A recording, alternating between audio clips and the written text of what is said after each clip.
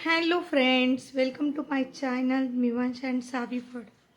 आज मी बनवणार आहे श्रीखंड. दही मी घरीच लावलेलं आहे. बघा किती छान घट्ट दही बनलं आहे. गाईच्या दुधाचं दही आहे.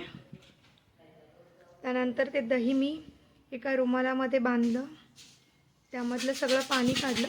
रुमाल स्वच्छ धुवून घ्या आणि कॉटनचा रुमाल पाहिजे. त्यामध्ये चक्का बनवायला ठेवू आपण.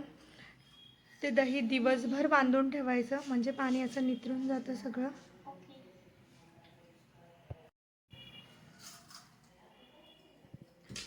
नंतर दही आपण दिवसभर ठेवल्यानंतर संध्याकाळी श्रीखंड बनवण्यासाठी आपण अर्धी वाटी साखर, वेलची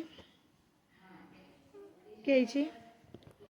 वेलची व साखर मिक्सरला बारीक करून घ्यायची.